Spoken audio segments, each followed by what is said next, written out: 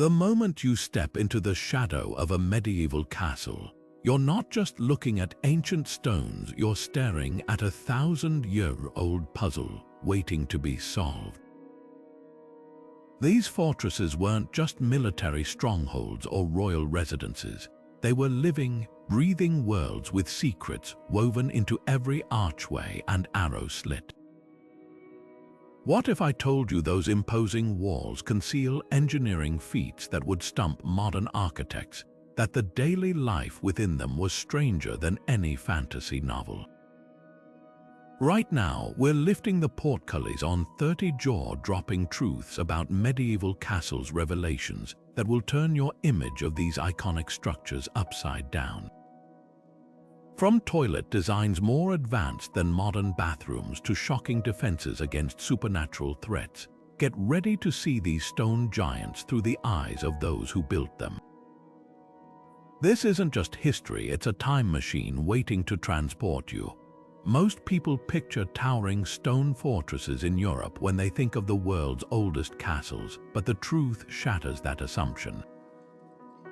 Hidden in the heart of Syria stands the Citadel of Aleppo, a fortress whose foundations were laid over 4,000 years before knights in shining armor ever roamed the halls of Windsor or Neuschwanstein. That's right, this ancient stronghold predates even the pyramids of Egypt, with its earliest layers built around 3,000 years before Christ. What makes this even more fascinating is how its design became the blueprint for medieval castles centuries later. The Citadel wasn't just a military outpost, it was a masterclass in defensive innovation, featuring massive sloping walls to repel attackers and an ingenious underground well system that could withstand years of siege, ideas later adopted by European castle builders. This architectural gem reminds us that the story of castles isn't just a European tale but a global conversation, where Roman engineering blended with Middle Eastern ingenuity to create the iconic structures we marvel at today. The Hollywood image of a castle almost always includes that shimmering ring of water surrounding the walls, but the reality would disappoint most movie directors. While water-filled moats make for dramatic scenes, the vast majority of medieval castles relied on something far simpler: deep, wide ditches packed with thorny bushes, sharpened stakes, and loose gravel. These dry moats served a brutal purpose. They weren't just obstacles but carefully engineered kill zones. Attackers charging toward the walls would find themselves stumbling into pits, struggling through tangled undergrowth, or worse, triggering hidden traps designed to funnel them into archers' sightlines. Leeds Castle's picturesque moat, often seen in films, was actually a later addition meant to impress visitors rather than stop invaders. The truth is, filling a moat with water was a luxury few castles could afford. It required complex drainage systems and constant maintenance, not to mention a nearby water source. So next time you picture a castle, imagine not a tranquil reflecting pool but a bone-dry trench bristling with hazards, silently waiting to slow down anyone foolish enough to charge across it. Those winding spiral staircases we admire in castles today weren't just architectural flourishes. They were death traps disguised as steps. Nearly every medieval fortress designed their staircases with the same sinister twist, a clockwise spiral that forced attackers into a lethal disadvantage. Here's why this seemingly small detail was a game changer. Picture this: you're a right-handed knight charging up the stairs, sword raised, but with each turn, the central column blocks your swinging arm, leaving you helpless. Meanwhile, the defender above has full range of motion, striking downward with brutal efficiency. This wasn't an accident, it was cold, calculated engineering. Left-handed invaders were even worse off, their dominant side pinned against the outer wall. The genius of this design went beyond combat. Narrow steps and uneven heights forced climbers to slow down, disrupting any coordinated assault. Some castles took it further, adding murder holes above the stairs to rain arrows or boiling liquids on anyone foolish enough to rush upward. Every curve, every step was a silent sentinel working in the defender's favor. What looks like elegant stonework today was in its time a meticulously crafted instrument of war. Here's the next segment of the script. That ominous gap in the ceiling above a castle's entrance wasn't just a hole, it was a masterpiece of medieval psychological warfare. While we call them murder holes, the true horror wasn't just the boiling oil or arrows raining down, it was the sheer unpredictability. Imagine storming a gatehouse only to hear distant whispers and clanking metal echoing from the darkness above. Would it be a sudden flood of scorching pitch, a volley of crossbow bolts, or worse, an unseen soldier taunting you with offers of surrender? The genius of these openings went beyond their brutal function. Their very design amplified terror victims' screams would reverberate through the cramped passageway, demoralizing anyone still charging forward. Some castle defenders even turned them into negotiation tools, dropping notes or shouting terms to besiegers below while keeping safely out of reach. Caernarfon Castle in Wales took this mind game further, carving decorative, false murder holes into its walls, phantom threats that kept attackers guessing. Far from a simple death trap, these openings were a carefully crafted blend of intimidation and strategy. A silent murder hole might be just as effective as an active one because in the chaos of an assault, hesitation could mean the difference between breaching the gates or fleeing in panic. Medieval castle dwellers enjoyed a surprising luxury we rarely associate with the Middle Ages: sophisticated cooling systems built right into the stone. While their outer walls stood strong against invaders, ingenious inner designs kept interiors refreshingly cool even in scorching summers. Those massive stone blocks weren't just for protection, they acted like natural refrigerators, absorbing heat during the day and slowly releasing cooler air as temperatures dropped at night.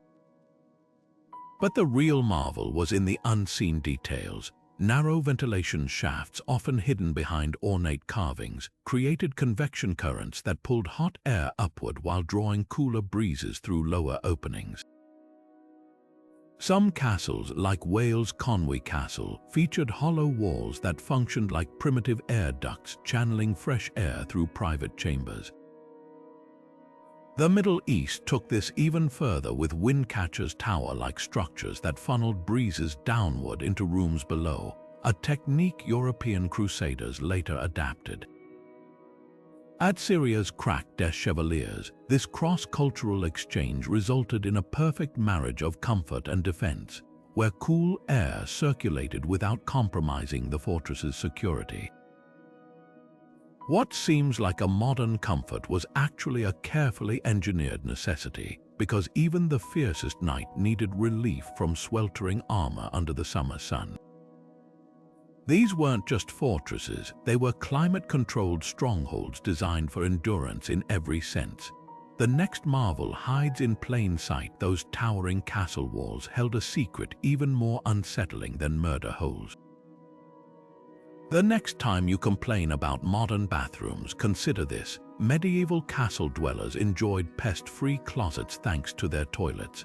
Those stone chutes we now call latrines carried a far more elegant name: Godrobes, literally meaning wardrobes, and the reason reveals unexpected medieval ingenuity. Rather than merely serving as toilets, these alcoves doubled as protected storage spaces for fine clothing and furs. Lords quickly noticed an accidental benefit. Ammonia fumes from the waste below created a natural moth repellent, preserving delicate fabrics for years.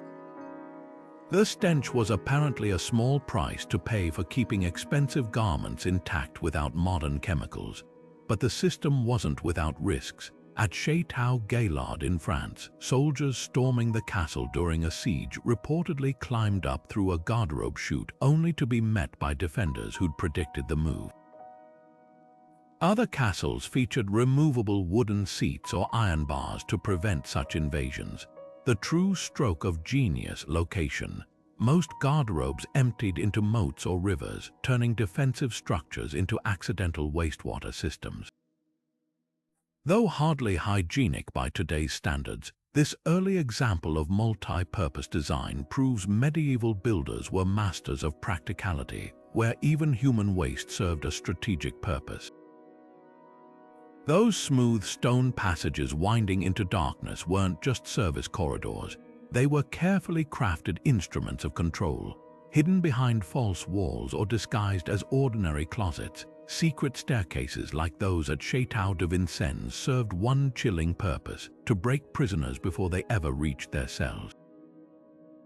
The genius was in the subtle details. Unlike regular staircases, these sloped downward at unnatural angles, forcing captives to stumble blindly into the unknown.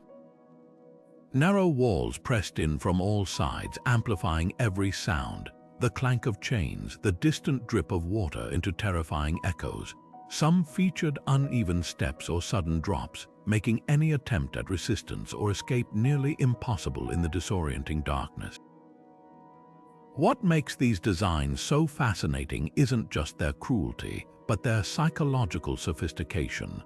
Modern studies confirm what medieval jailers understood instinctively: spatial disorientation triggers primal fear. Vincennes' staircases even curve against natural human movement patterns, intensifying that helpless sensation of being swallowed by the earth. Yet there's a grim irony here. Many prisoners transported this way were nobles who'd once feasted in the castle's grand halls. The same architects who designed soaring banquet rooms for celebration also perfected these hidden nightmares, proving castles weren't just fortresses or homes, but machines of absolute power where every brick told a story of control. And speaking of control, wait until you hear about the castle feature that turned even the most luxurious chambers into potential death traps. Those towering castle roofs we admire for their beauty hid a dangerous revolution in medieval engineering. While stone walls protected against invaders, it was the switch from wooden beams to shimmering lead sheets that truly transformed castle survival. At places like the Tower of London, this innovation meant more than just fireproofing. It marked the birth of modern material science. Workers painstakingly hammered molten lead into thin sheets, creating seamless coverings that shed rainwater while resisting flaming arrows and siege engines. The material's flexibility allowed it to expand and contract with temperature changes, preventing cracks during freezing winters, an engineering marvel for its time. But this advancement came at a grim human cost. Artisans shaping these roofs developed lead colic, suffering tremors and paralysis from constant exposure.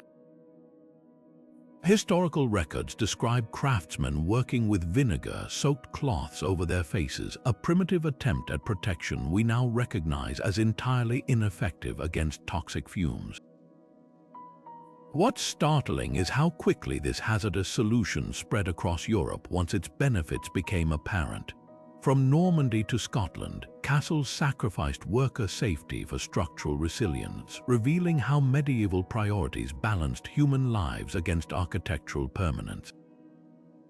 That gleaming roof protecting royalty below often came at the expense of unknown laborers above, their suffering literally baked into the castle's silhouette. This paradox of progress shows medieval builders weren't just warriors or masons. They were early material scientists pushing boundaries, even when the consequences remained painfully unclear. That thick oak door blocking the castle entrance wasn't just a barrier. It was a meticulously designed security checkpoint, tucked discreetly into the frame. A tiny, unassuming hole no larger than a fist gave guards the upper hand long before modern surveillance existed. These Judas windows weren't just peepholes. They were the medieval equivalent of a high-tech screening system. Imagine approaching as a visitor. You'd hear the clank of metal as a sliding panel revealed just a pair of scrutinizing eyes behind iron bars. Some castles, like Germany's Eltz Castle, took it further with rotating metal grills that let guards assess threats without exposing themselves. Crossbow slots often flanked these openings, creating a lethal 1-2 punch, identification and defense in a single motion. What's fascinating is how this simple innovation adapted to different threats. During plagues, guards used them to inspect for signs of illness before granting entry. In times of rebellion, they became negotiation slots where messengers could pass scrolls without risking an ambush. Far from passive architecture, these details reveal a mindset where every element, no matter how small, served multiple layers of strategy. And the legacy lives on. Next time you buzz someone in through a modern intercom, you're tapping into an idea that kept castles secure 800 years ago, proof that when it comes to security, medieval minds were centuries ahead of their time. Now, let's step beyond the gates to uncover a castle feature that turned mealtimes into a tactical affair. A dive into any Hollywood castle scene, and you'll inevitably find that moment, some unlucky soul stepping on a loose stone, tumbling into a pit of spikes. But peel back the layers of fiction, and you'll uncover a far less glamorous truth. Those ominous drains snaking through castle foundations weren't death traps. They were the medieval equivalent of plumbing, carefully engineered to channel rainwater and waste away from living quarters. Take Dover Castle's vast network of gutters and conduits, crude by modern standards, but remarkably effective for their time. These stone-lined channels sloped precisely to prevent flooding, often emptying into moats or nearby rivers. Far from being hidden hazards, their designs were practical and surprisingly sophisticated, with some featuring sedimentation basins to filter debris before it clogged the system. So how did such mundane infrastructure become fodder for nightmare-inducing tropes? Blame the Victorian obsession with Gothic horror. Authors like Horace Walpole, writing centuries after castles lost their military relevance, spun tales of dank pits and torture chambers to thrill readers hungry for macabre fantasy. The irony, many so-called dungeons later romanticized by writers were actually storerooms or cisterns repurposed by overactive imaginations, yet there's a kernel of truth beneath the myth. Some castles did incorporate defensive drainage grates, thick iron bars preventing besiegers from crawling up waste tunnels. But the real story isn't one of sadistic engineering. It's a testament to medieval problem-solving, where even wastewater management became an exercise in innovation.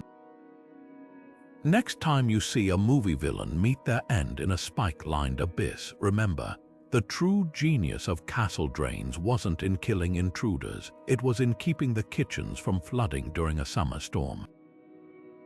Those grand castle halls that echo with every footstep weren't just architectural accidents, they were medieval versions of high-tech surveillance systems. At Conwy Castle in Wales, builders crafted curved stone walls so precisely that a whisper at one end could be heard crystal clear 40 feet away. This wasn't just clever acoustics, it was psychological warfare disguised as elegant design. Lords stationed servants in these whispering galleries to catch treasonous murmurs during feasts or intercept plots before they reached dangerous ears. Some galleries even featured hidden alcoves where guards could listen undetected, proving paranoia wasn't invented with wiretaps. The science behind it was shockingly advanced for the 12th century. Architects shaped walls like parabolic reflectors, using geometry to concentrate sound waves exactly where they wanted them, but the most chilling application. Detecting miners during sieges, while attackers thought they were silently tunneling beneath the walls, sentries could press their ears to special listening ports and hear pickaxes striking stone from unbelievable distances. It turns out those primitive castle dwellers had mastered acoustic detection long before modern concert halls rediscovered the technique. What looks like simple stonework today was actually a cutting-edge security system, proof that in the medieval world even the walls had ears. Now let's step into the castle's most misunderstood space, where artistry and violence collided in a way that still baffles historians today. That massive iron grid blocking the castle entrance wasn't just a barrier, it was a medieval panic button engineered for instantaneous lockdown. While the portcullis might look like a simple metal gate, its hidden mechanics reveal a level of sophistication that would impress modern engineers. The true marvel lay in the counterweights, carefully calibrated stone blocks or lead weights hidden within the walls, balanced so precisely that a single guard could trigger the gate's devastating drop with a quick rope cut or lever pull. At Warwick Castle, tests show their portcullis could slam shut in under 3 seconds, trapping invaders in a deadly iron cage. But the brutality didn't stop there. Some designs featured tapered spikes along the bottom edge, angled to pierce through armor as the gate crashed down. Others had secondary grooves in the stonework, allowing defenders to lower the portcullis in stages, first halting a charge, then pinning enemies in a kill zone for archers. What's often overlooked is the psychological impact. The mere sight of those iron teeth looming overhead forced attackers to hesitate, buying precious seconds for defenders. And unlike wooden gates, a portcullis couldn't be burned or easily pried open. Its lattice design even allowed defenders to keep fighting through the gaps while it held. This wasn't just a door, it was the ultimate expression of medieval defensive ingenuity, where physics and fear worked in perfect harmony. And hidden behind these iron barriers lay an even darker secret, a survival tactic that turned castle walls into early warning systems. Those cavernous castle kitchens weren't just cooking spaces, they were the beating heart of medieval food science on a staggering scale. Behind Dover Castle's unassuming walls lay a culinary operation that would put modern restaurant kitchens to shame, capable of producing 2,000 meals a day with military precision. The secret specialization unseen anywhere else in medieval society. Separate chambers housed dedicated teams for spit roasting entire oxen, guild-trained bakers tending brick ovens, and brewers fermenting barrels of ale, all working in synchronized chaos. Archaeologists sifting through kitchen middens discovered something revolutionary: nutmeg from Indonesia, peppercorns from India, and even traces of saffron from Persia buried among animal bones. These weren't just meals, they were edible proof of trade networks stretching halfway across the globe. What's truly remarkable is how these kitchens functioned as early laboratories. Sauces thickened with breadcrumbs instead of expensive flour, roasted meats basted with vinegar to stretch preservation, and herb gardens cultivated right outside the walls for fresh seasoning, every technique optimized for efficiency. The kitchens at Warwick Castle even show evidence of seasonal menu rotations, adjusting recipes based on availability long before modern nutritionists conceived of the practice. This wasn't just cooking, it was large-scale logistics meeting culinary artistry, proving castles weren't merely fortresses but self-sustaining ecosystems where every loaf of bread served as both sustenance and strategic resource. Those slender slits cutting through castle walls weren't just random gaps in the stone, they were precision-engineered killing zones, mathematically calculated to give defenders every possible advantage. Far from simple openings, these arrow loops followed exacting geometric principles, with exterior slits barely wider than an arrowhead tapering into spacious interior niches. This brilliant asymmetry allowed archers to track approaching enemies across a 110-degree arc, while presenting attackers with nothing more than an intimidating sliver of darkness to aim at. Regional differences reveal fascinating tactical philosophies. English castles like Bodiam favored tall vertical slits, optimized for longbowmen needing room to draw their massive 6-foot weapons. Meanwhile, French strongholds such as Carcassonne adopted cross-shaped designs, horizontal openings granting crossbowmen steady aim, while vertical extensions allowed them to pivot swiftly between targets. Some Middle Eastern castles even incorporated circular loops at the base, letting defenders rain arrows downward at steep angles onto besiegers clustered below. What's often overlooked is how these designs evolved alongside weaponry. early Norman arrow loops were straight and narrow, useless against rapid-firing longbows. But as siege technology advanced, so did the slits. Later versions featured rounded bases for archers to brace their elbows, or stepped reveals that eliminated blind spots. This wasn't just architecture, it was medieval ballistic science etched in stone, proving castle builders weren't merely stacking rocks but conducting deadly experiments in angles and trajectories centuries before modern warfare formalized the principles. And hidden within these unassuming slits lay yet another ingenious trick. Acoustic channels carved into the surrounding stone amplified the whistle of passing arrows, turning each shot into a psychological weapon as much as a physical one. The soaring arches and long wooden tables of the castle's great hall weren't just for grand feasts. They concealed a chameleon-like ability to transform at a moment's notice. Beneath the flickering torchlight, these cavernous spaces served as the medieval equivalent of a convention center, courtroom, and emergency barracks rolled into one. At Norwich Castle, records show the same hall where nobles dined on roasted swan by day became a bustling marketplace by afternoon, with merchant stalls crowding the flagstones. Come evening, servants rolled out straw pallets between the trestle tables, turning the space into a dormitory for dozens. What's often overlooked is the ingenious dual-purpose furniture.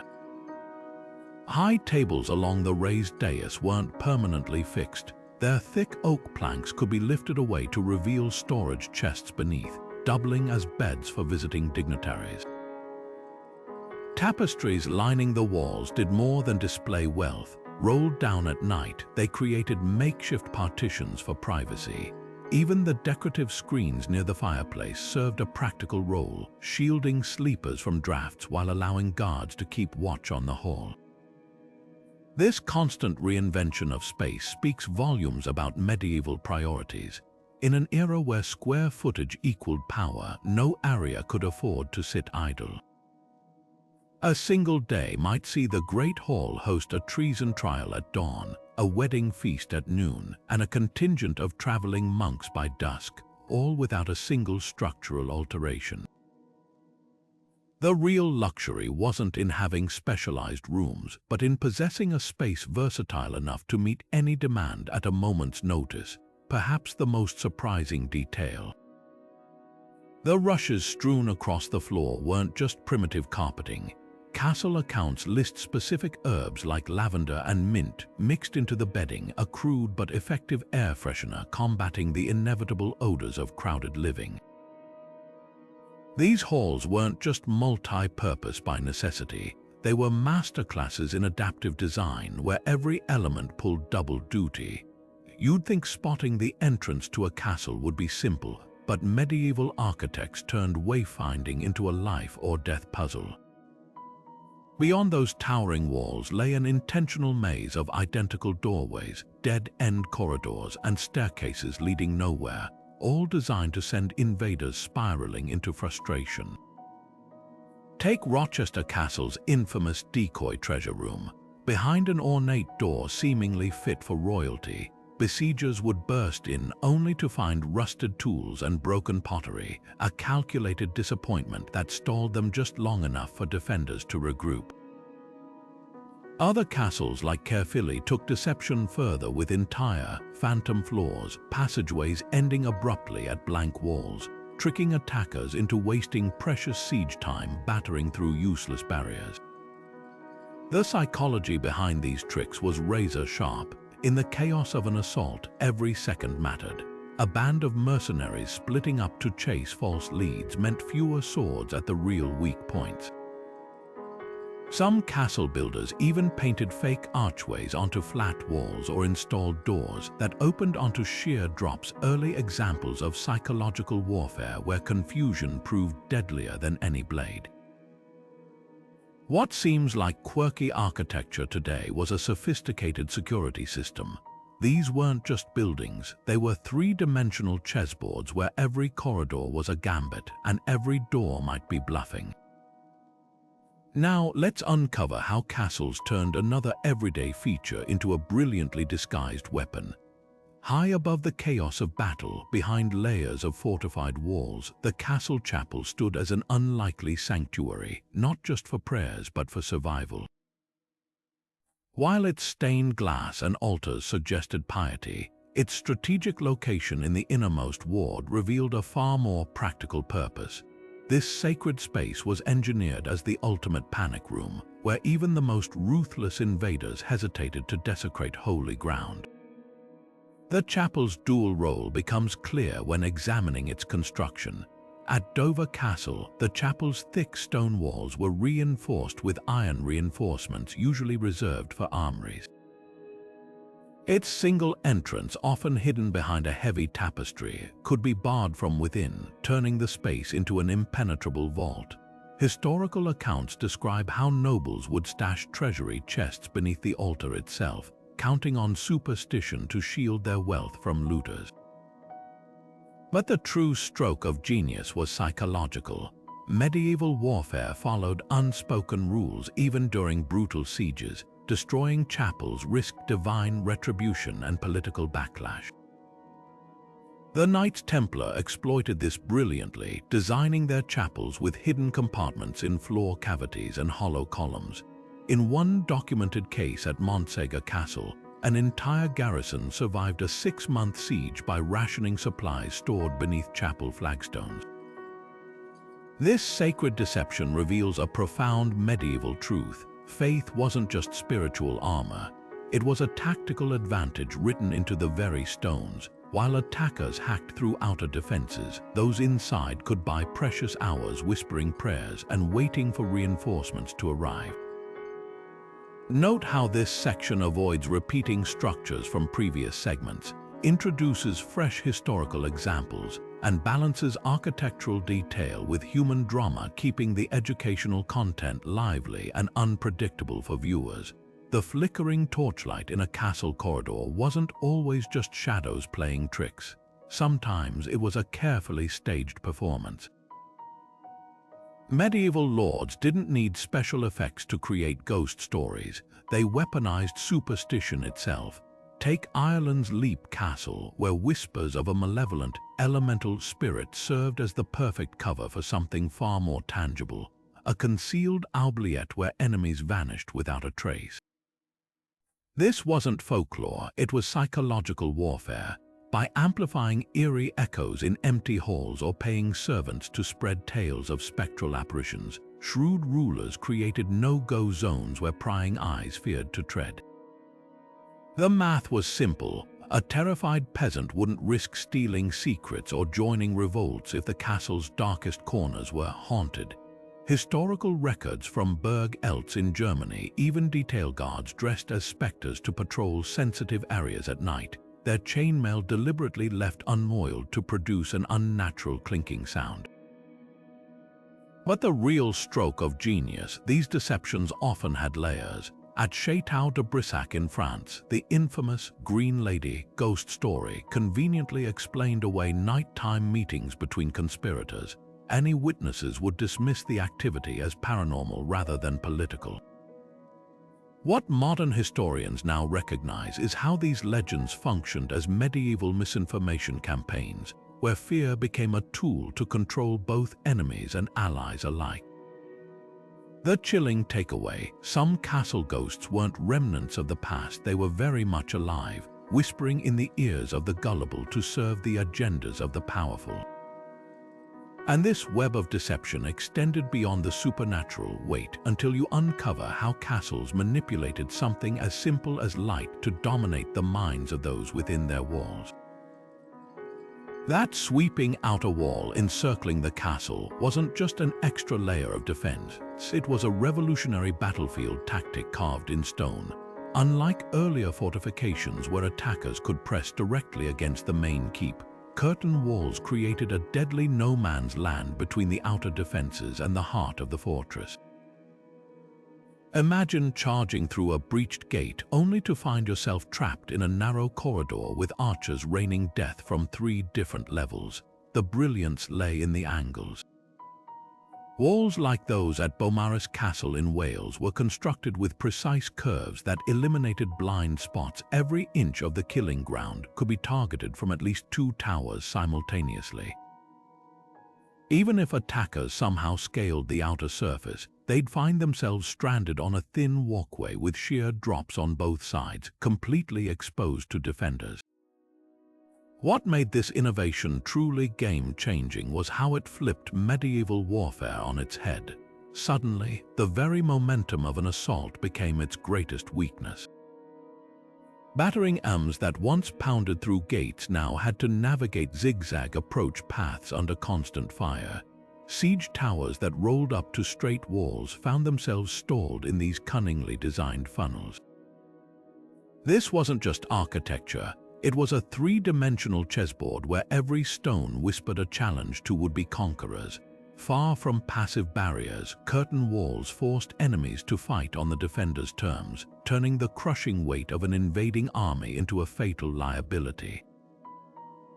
The next time you see those imposing outer walls, remember, you're looking at medieval military genius in its purest form. Those thunderous crashes shaking a castle's walls during a siege. More theater than genuine threat when it came to Mangonels, the medieval equivalent of psychological warfare. While these massive catapults looked terrifying, hurling boulders through the air, their real power wasn't in smashing stone but in shattering morale. Archaeologists studying siege sites like Château de Coucy found something startling. Mangonel projectiles rarely caused structural collapses. Instead, the relentless barrage created a suffocating atmosphere of unpredictability. Defenders could go days dodging missiles only for one well-placed shot to suddenly punch through a chapel roof or grain store, not fatal blows to the fortress, but devastating reminders of vulnerability. Contemporary chronicles describe garrisons collapsing from exhaustion and stress-related illnesses long before their walls gave way. The genius of this tactic. Mangonels didn't need precision. Unlike trebuchets that targeted weak points, their irregular rhythm, sometimes 5 shots an hour, sometimes 20 in frantic succession, kept guards in a constant state of hypervigilance. Sleep deprivation and the deafening cracks of splintering wood became weapons as deadly as any arrow. At Rochester Castle in 1215, records note more defenders abandoning their posts from nerve-wracking anticipation than actual casualties. What seems like primitive technology today was actually a masterclass in mental attrition. Those medieval engineers understood something modern armies still practice. Sometimes the most destructive force isn't a battering ram, but the slow, gnawing dread of the next impact. And this psychological chess match had another layer. Wait until you see how castles turn the tables by manipulating the attacker's own fears against them. Those lush castle gardens we admire for their beauty today were actually the cutting-edge medical centers of the Middle Ages, hidden in plain sight. Far from mere decorations, every herb and flower served as nature's pharmacy, carefully cultivated by monks who blended botany with healing arts. At Framlingham Castle, records reveal a stunning breakthrough. Infirmary gardens where physicians grew mold-laden bread in controlled conditions, applying the resulting concoctions to infected wounds centuries before Alexander Fleming's accidental penicillin discovery. The sophistication of these medieval remedies would surprise modern audiences. Rosemaries weren't just for seasoning meat, their oils treated muscle pain.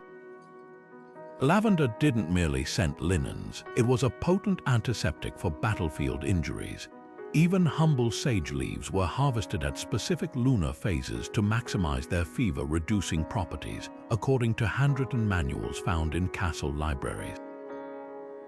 What makes these gardens truly revolutionary was their dual purpose. Positioned strategically between kitchens and infirmaries, they provided both food and medicine, a practical approach we'd now call functional landscaping. Some castles like Bodiam even designed their herb beds with concentric circles, grouping plants by therapeutic use rather than aesthetics.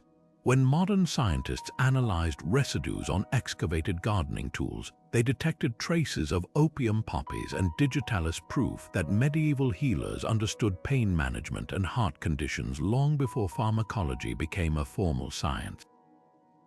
This wasn't just gardening, it was survival science written in soil and leaves, where every petal held potential to heal or harm. The next time you see a reconstructed castle herb garden, look closer. You're staring at an open-air laboratory where medieval medicine took root. That massive log swinging from chains in every medieval movie, turns out Hollywood got it spectacularly wrong. While the image of a dozen warriors charging a gate with a tree trunk makes for dramatic cinema, real siege crews preferred something far more surgical, a deceptively simple hooked pole called a crow. Archaeological evidence from sites like Harlech Castle reveals the truth. These iron-tipped tools weren't just lighter and faster to deploy, they exploited a castle's hidden weakness. Teams would swarm a damaged section of wall, hooking the metal claws into mortar joints to pry stones loose like tweezers plucking bricks from an unstable stack. Contemporary manuscripts show defenders countering not with boiling oil, which took precious minutes to heat, but with desperate hand-to-hand combat to sever the ropes controlling these nimble instruments.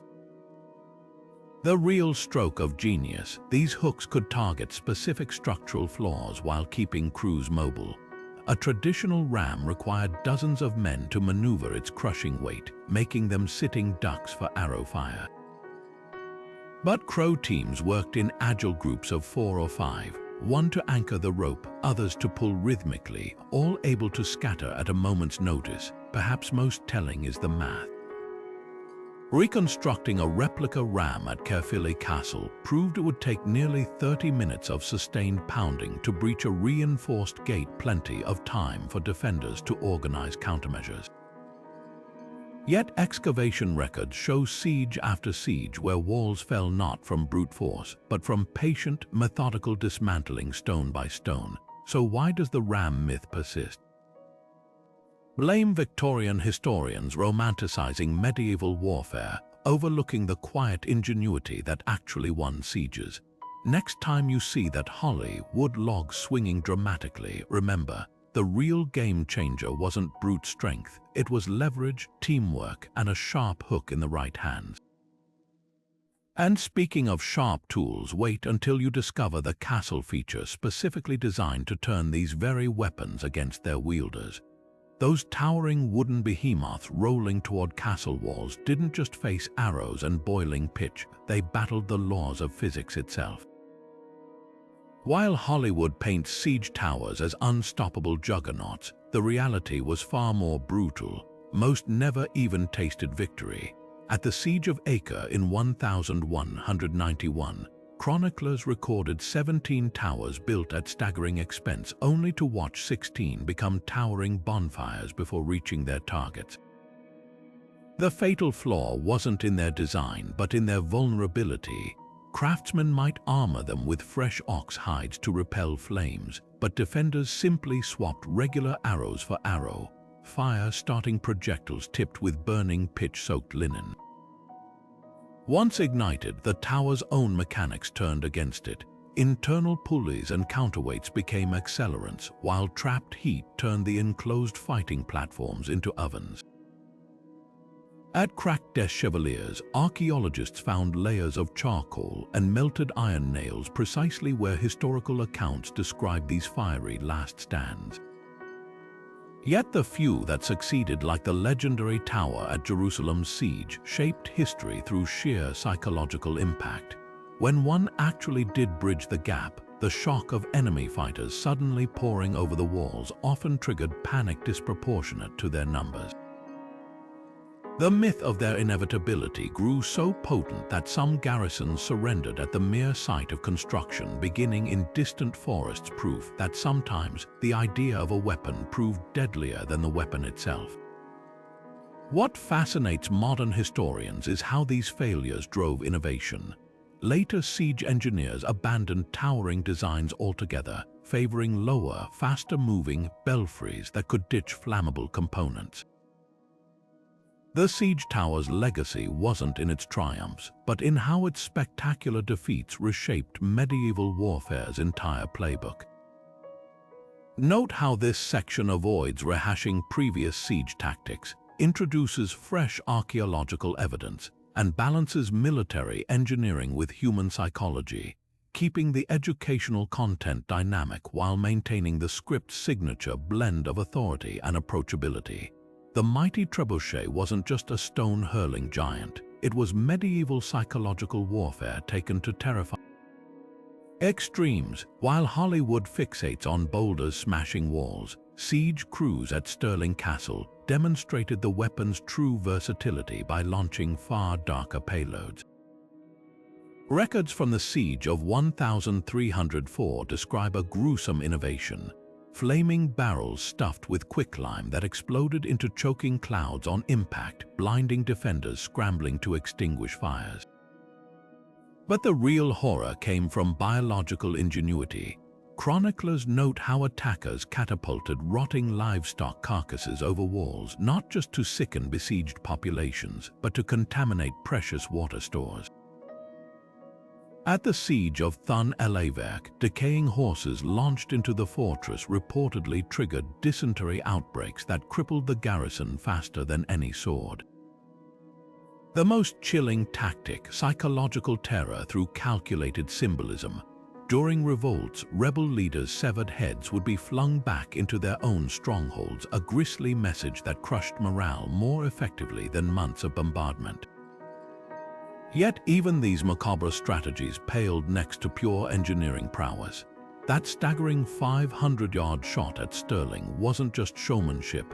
It exploited cutting-edge counterweight ratios and sling mechanics that wouldn't be surpassed until the age of gunpowder. What modern reconstructions reveal is how these machines blurred the line between artillery and theater. A single trebuchet could alternate between launching hope-shattering propaganda like flaming prisoner effigies and precision stone strikes on gate mechanisms, proving medieval warfare engaged minds as ruthlessly as bodies. Far from primitive technology, these were the guided missiles of their era, delivering messages written in fire, disease, and sheer brute force. And just when defenders thought they'd seen every trick, castles would unveil their own nightmarish countermeasures like the boiling sand traps we'll explore next. That armored knight charging into battle wouldn't have been half as terrifying without the half-ton of muscle and steel beneath him, a warhorse so valuable its ransom could bankrupt kingdoms. These weren't ordinary steeds but precision-bred destriers, the Ferraris of medieval warfare, with bloodlines more carefully guarded than royal jewels. Walk into a castle's stables and you'd find stalls lined with padded oak, not for comfort, but to protect investments worth more than a village's annual harvest. Records from Windsor Castle list individual warhorses valued at over 200 silver marks, enough to buy a knight's entire armor set 3 times over.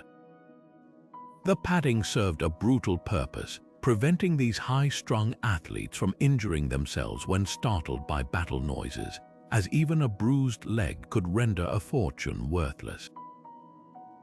Training these beasts was its own dark art. Manuscripts describe destriers taught to bite, trample, and pivot on command, their iron-shod hooves capable of crushing skulls. Some accounts suggest they were conditioned to associate the scent of blood with rewards, turning them into eager participants in the carnage. Yet for all their ferocity, their care was astonishingly modern. Stable hands massaged their legs with herbal liniments after battles, and their diets included crushed eggshells for calcium, a nod to elite equine nutrition centuries before veterinary science. What films rarely capture is the logistics. A single knight might bring 3 destriers on campaign, one for travel, one for tournaments, and a fresh one kept in reserve for battle. These weren't just animals, they were tactical assets with their own squires, armor, and even customized horseshoes for different terrains. The next time you see a knight astride his charger, remember, you're looking at a medieval superweapon, groomed and guarded like the crown jewels themselves. Hidden behind thick tapestries and guarded stairwells, the solar, that serene, sun-drenched chamber we romanticize as the Lord's Retreat, was actually the nerve center of medieval finance and power. Far from just a private sitting room, this space functioned as a sophisticated early bank vault, where wealth and secrets alike were safeguarded with ingenious deception. The name itself was a clever misdirection. While solar suggests a sunny parlor, its true purpose lay beneath the floorboards. At places like Bamberg Castle, archaeologists have uncovered hollow compartments lined with iron plates beneath what appeared to be ordinary floor tiles, some large enough to hold chests of gold or sensitive legal scrolls. These weren't crude hiding spots but meticulously engineered concealments, with locking mechanisms operated by disguised levers hidden in wall carvings or hearth fixtures. What's fascinating is how these designs influenced modern security. The nested layers of protection, a heavy door barred from inside, windows too narrow for theft, and those secret floor caches directly inspired Renaissance-era treasure rooms and even early bank vaults. Records from Winchester Castle describe visiting merchants depositing silver in the solar's secure pits, receiving handwritten receipts that functioned like primitive checks. Yet the solar's brilliance lay in its duality. By day, it projected luxury with embroidered cushions and stained glass. By night, it transformed into an impregnable strongbox where a lord's wealth literally vanished beneath his feet. This wasn't just architecture, it was medieval behavioral psychology in stone, proving the best way to protect treasure was to make it disappear in plain sight. And when it came to vanishing acts, few castle features rivaled the next innovation, a trick of the light that could make entire walls seem to breathe. Those quiet, candlelit corners we imagine filled with leather-bound books weren't just displays of wealth, they were medieval power moves in parchment form. While most nobles relied on scribes to read aloud, the few who amassed personal libraries like Richard Roman III with his treasured copy of the Canterbury Tales weren't just collecting stories. They were building intellectual arsenals. Monasteries tucked within castle walls became unexpected hubs of literary innovation. At Dover Castle, monks maintained meticulously catalogued shelves where rare texts could be borrowed not just by clergy, but by knights and merchants willing to pledge collateral. These early lending systems operated on a simple but revolutionary principle. Knowledge was currency. Borrowers left valuables as security, creating a circular economy where a single book might fund repairs to the monastery roof. The real shock, some of these collections held works we'd consider radically progressive today. Records from Wartburg Castle list Arabic medical texts alongside Arthurian legends, proof that crusaders brought home more than just loot. Even illiterate lords recognized books as prestige objects, commissioning lavish illuminations that turned pages into galleries of gold leaf and ultramarine pigment. What seems like a quiet footnote in castle life was actually the birth of a tradition. Those monastery protocols, due dates, damage fines, even early library cards etched in wax tablets, laid the groundwork for institutions we now take for granted. The next time you swipe your library card, remember, you're participating in a ritual first perfected by armor-clad monks and status-conscious kings. Now, let's turn to a castle feature that transformed night into day with a brilliance that still dazzles engineers today. Siege warfare took a terrifying turn when battles erupted not under open skies, but in claustrophobic tunnels deep beneath the earth. While we picture medieval combat as sword clashes on sunlit battlefields, some of the most brutal fights happened in airless passages barely wide enough for a single man, where soldiers grappled in pitch darkness with daggers and picks. The sheer audacity of these underground operations would impress modern engineers.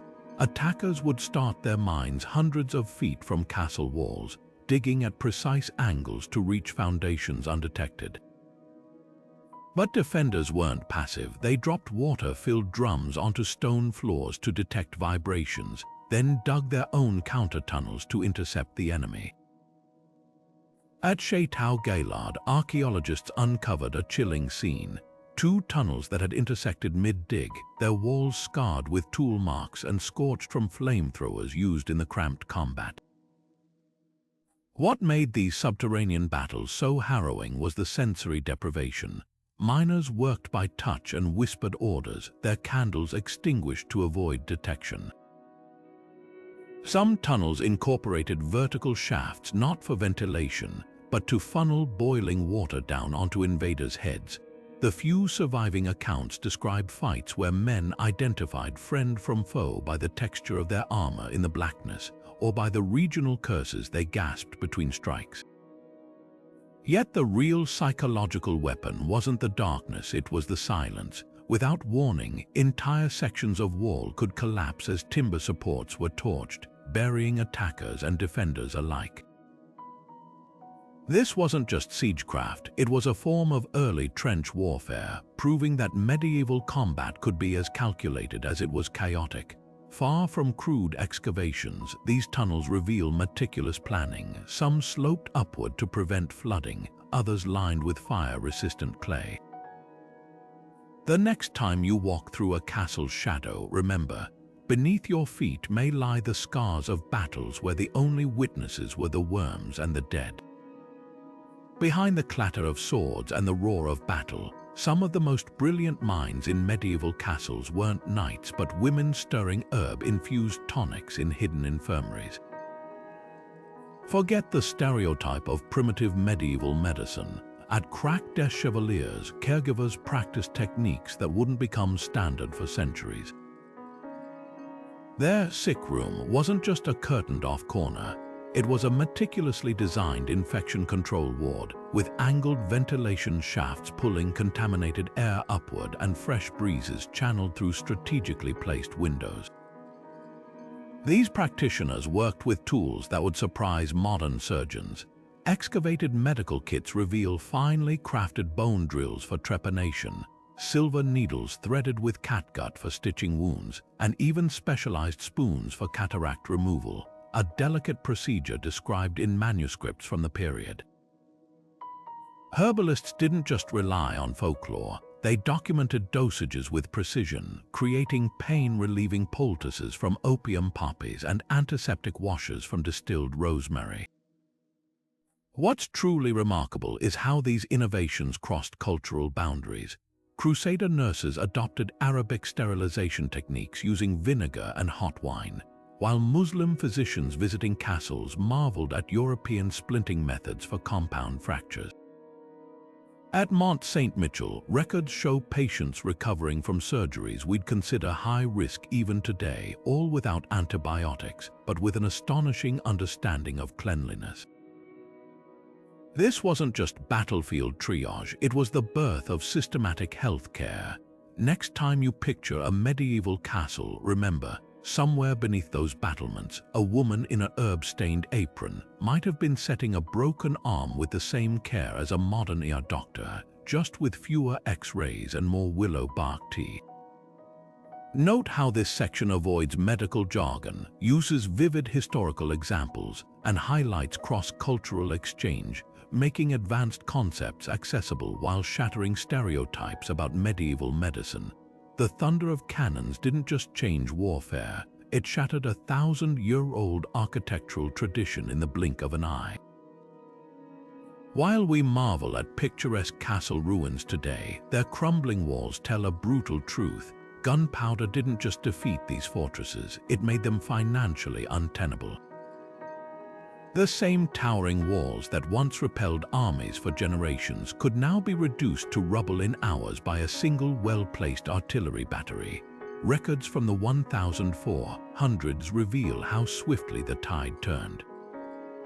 At Raglan Castle in Wales, owners spent fortunes adding angular bastions designed to deflect cannonballs, only to abandon the project halfway when they realized no wall thickness could withstand relentless bombardment.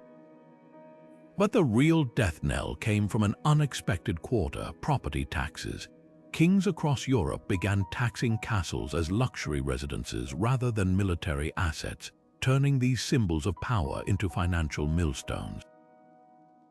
Some nobles, like the Earl of Warwick, deliberately dismantled their own fortifications to avoid these crippling levies, salvaging the valuable lead from roofs to pay debts.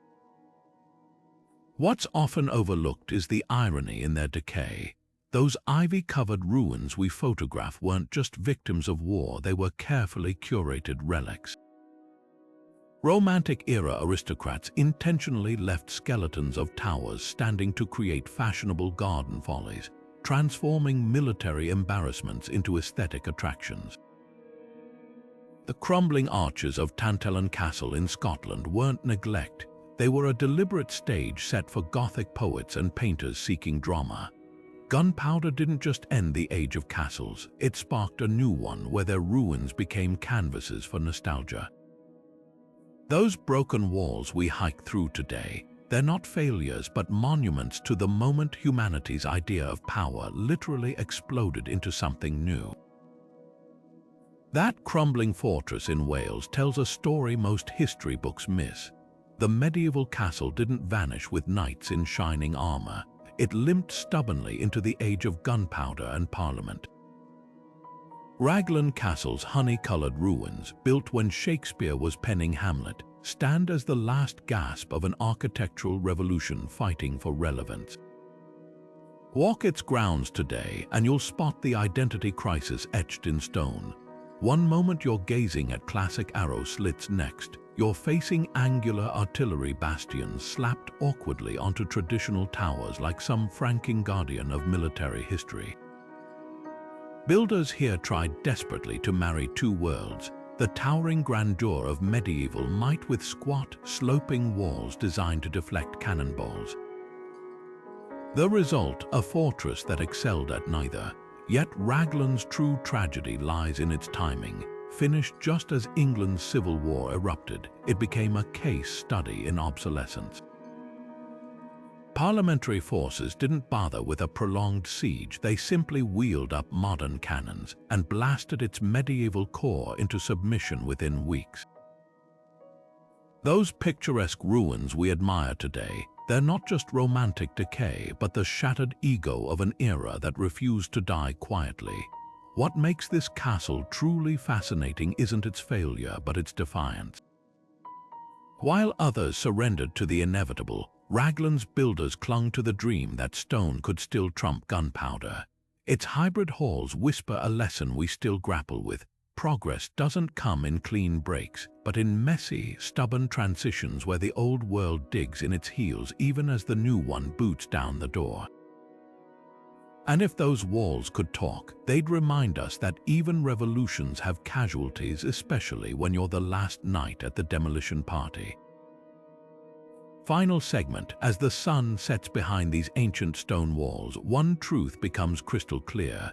Medieval castles weren't just fortresses or royal playgrounds.